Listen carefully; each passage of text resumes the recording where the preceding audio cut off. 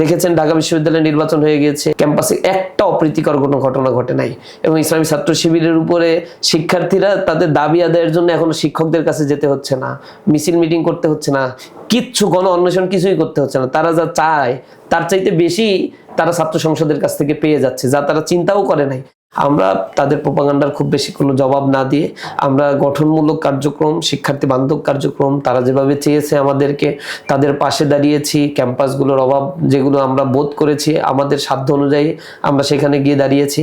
আমাদের এই পজিটিভ কার্যক্রমগুলোই শিক্ষার্থীরা গ্রহণ করেছে এবং ক্যাম্পাসে একটা নতুন একটা ডাইমেনশন কিন্তু ইতিমধ্যে শুরু হয়েছে। দেন ক্যাম্পাসে ইসলামী ছাত্র শিবির দুই একটা ঘটনা ছাড়া, ক্যাম্পাস সংশ্লিষ্ট ঘটনা ছাড়া অধিকাংশ ক্যাম্পাসেই কোনো ধরনের মিছিল মিটিং ইসলামী ছাত্র শিবির করে নাই।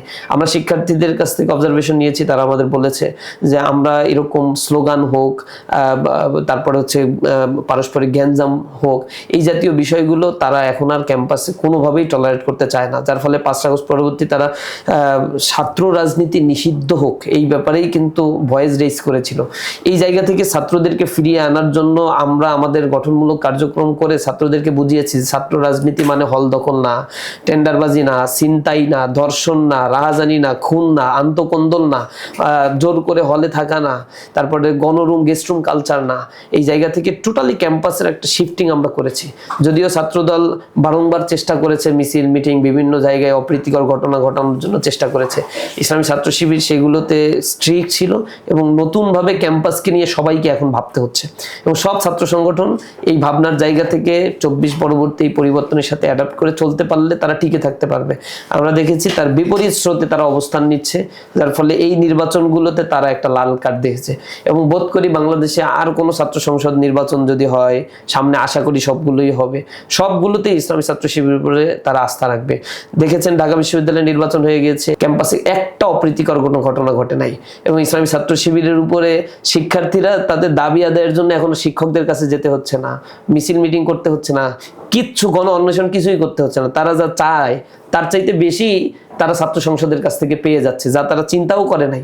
ফ্রি মেডিকেল ক্যাম্প, এরপরে হচ্ছে হেলথ কার্ড তৈরি করা, তারপরে হচ্ছে তাদের জন্য মানে আরো যে ফ্যাসিলিটিসগুলো আমরা অ্যাভেল করার জন্য চেষ্টা করছি, হলের সমস্যা সমাধানের জন্য, ক্লিন একটা ক্যাম্পাস তৈরি করার জন্য, ডাইনিং ক্যান্টিন এইগুলোর খাবার পরিপাটি করার জন্য, যা শিক্ষার্থীদের দাবি তা শিক্ষার্থীরা চাওয়ার আগেই।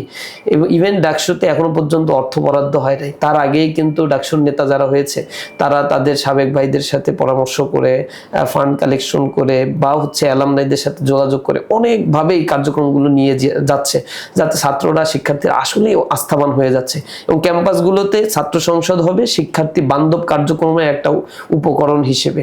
এটা চালু থাকলে শিক্ষার্থীরা এইভাবে উপকার পাবে। এর বাইরে গিয়ে কেউ যদি দলীয় এজেন্ডা বাস্তবায়নের জন্য আর ছাত্র সংসদ চায় তাহলে বা দলীয় এজেন্ডা বাস্তবায়নের জন্য ক্যাম্পাসে তাদের কার্যক্রম করে, শিক্ষার্থীরা আর গ্রহণ করবে না তাদেরকে। অলরেডি তাদেরকে লাল কার্ড দেখিয়ে দিয়েছে, এখন তাদের ফেরত আসার সময়, গঠনমূলক কাজের সময়। আমরা চাই যে নিরঙ্কুশ ছাত্র শিবির বিজয় অর্জন করেছে, আসলে এরকম তো প্রত্যাশাও না।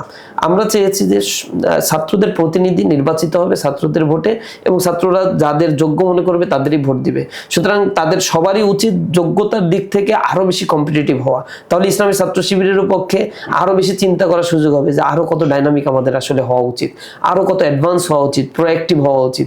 তখন আমরা ভালো কাজের ক্ষেত্রে পারস্পরিক একটা বড় ধরনের প্রতিযোগিতায় লিপ্ত হয়ে যাব। তখন ক্যাম্পাসটা হবে বাংলাদেশের জন্য একটা আইডল এবং নতুন একটা ডাইমেনশন পলিটিক্সেও, মানে ন্যাশনাল পলিটিক্সেও আবার শুরু হবে ইনশাল্লাহ।